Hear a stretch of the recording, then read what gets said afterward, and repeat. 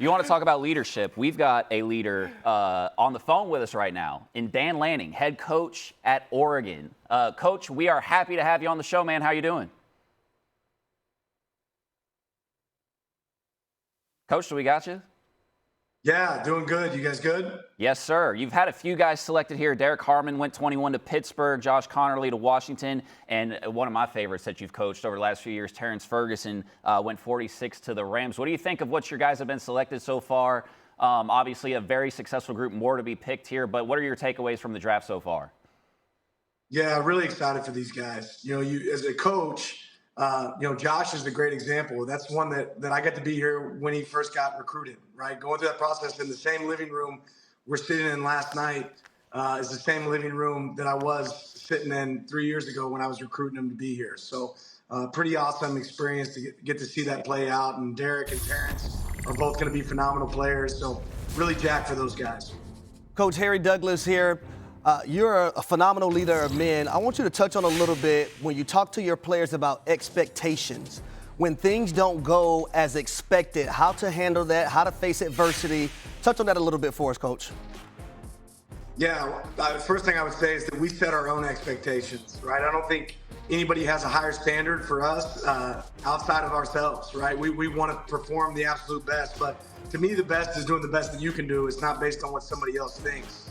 And the best players, Josh is a great example of it. What I thought he did an unbelievable job of this year was getting to the next play, because the next play is the most important play. And, Derek, Terrence, all those guys have those traits. Anybody that's been in our program, they really have those traits to say, so what, now what? What's the next play? What can we do next for our team to help us be better and improve?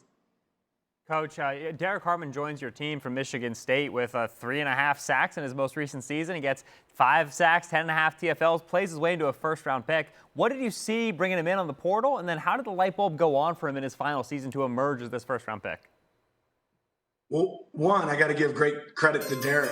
This guy was an incredible worker. He busted his tail every single day. When he got here on the field, he knew his assignment, immediately. He wanted to attack it. We pointed out some areas for growth for him that we thought he could improve on, and he attacked those. He became a much better defender against the run. He became a guy that was going to be in the backfield every single play, and a dominant force, was always available, worked his tail off, never missed a practice, never missed a game. And I think those are all traits that are going to, carry over to the NFL for him. Coach Lanning, I want to ask you about a little bit more leadership, but also the quarterback position. We were just talking about some of the quarterbacks that have come off and maybe will come off the board in this draft, and how important body language is at that position. I can't wait to get your answer on this, because you've had a couple of elite field generals in your time there at Oregon.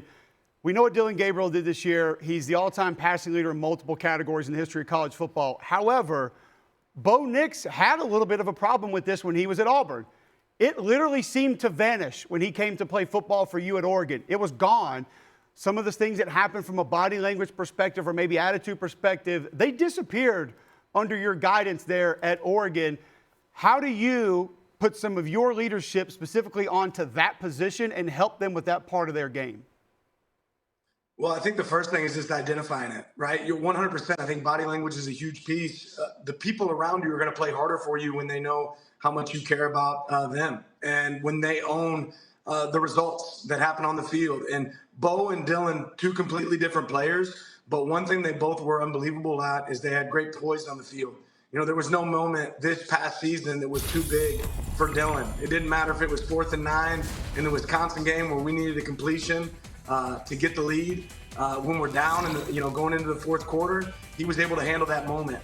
Bo was a different player, unbelievable passion for the game, but directing that passion to be a benefit for our team. And I think that we've all seen that carry over for him with the Broncos in the NFL. So these guys have to be themselves. You want that as a coach, but both those guys have great traits on how they make the people around them play and how they make the people around them feel about them. And then overall, just the evaluation process for Dillon Gabriel. What are your thoughts on why maybe he's been lost in the mix as far as this quarterback class goes? Because we've seen a lot of classes in previous years, guys like Kyler Murray, Bryce Young, smaller stature QBs valued at a first-round rate. And it seems like Dillon Gabriel as productive as any of those guys for a longer period of time.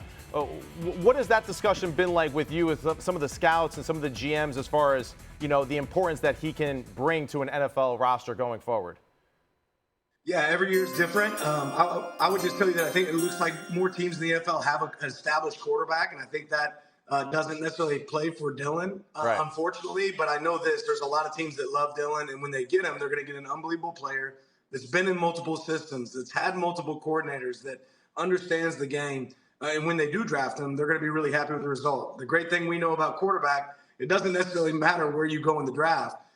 It's a matter of when you're on a team, are you with a great organization, are you with a great coach? Because I know they're getting a great player. Coach, I want to ask you about another one of your players that's on the board. We hear the word fit when we talk about the NFL, specifically in the NFL draft all the time.